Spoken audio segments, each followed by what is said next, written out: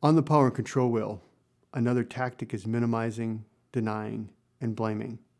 And this particular tactic is one which, like intimidation, happens very often. Anytime something doesn't go the way he believes it should go, he finds a way to either shift the blame from himself to her or blame whatever it is that happened on her. So it could be something like the kids were misbehaving at Grandpa and Grandma's. It's because she doesn't know how to parent. It's because she doesn't know how to manage her children. She doesn't listen to him, therefore she's defective, and therefore it's her fault. It could be something like he went out drinking, he didn't call, he comes home late, and she says, "Where were you? You didn't call." Well, I didn't call because I know I'm going to get the same thing from you every time I do.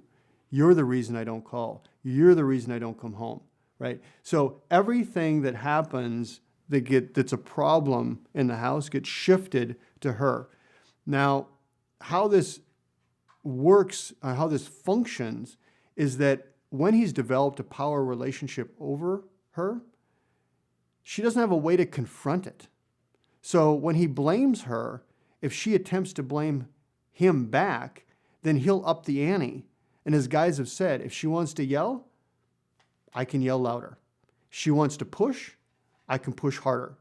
She wants to hit, I can hit harder, right? So he's going to use as much force as it takes her to submit to what he wants.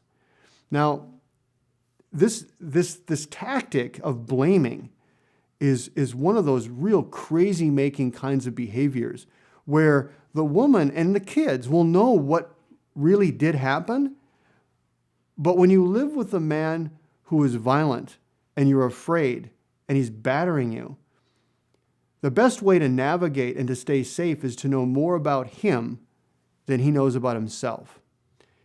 To do that, you have to take on a lot of his thinking.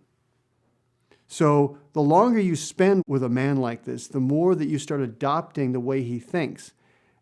Initially as a strategy to navigate safely around him, but eventually what happens is you can tend to lose yourself because now you've adopted his thinking rather than your own. And so when he starts blaming you or minimizing what he's done, even if it's beating you into submission, it's your fault. I had a guy tell me that his partner went out to the bar with some friends, and she came home, and he grabbed her by the hair, drug her around the apartment, and as he's explaining this to me, he says, I wanted her to know, it's not me that's doing this to you. You did this to you. You went out with your friends to a bar when you're in a relationship with me, and you don't get to do that. So I wouldn't be dragging you around the apartment by your hair if you would have done what I told you to do, right? So the violence and the hurt and the pain is even put on her. That's her fault.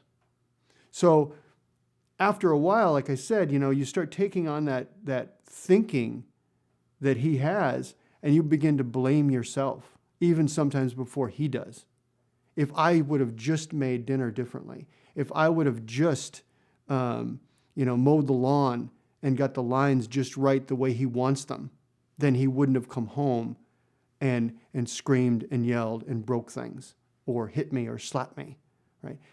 And when in reality, it has nothing to do with the lawn or the dinner. It's really his desire and his way of dominating you and getting you to submit to what he wants you to do.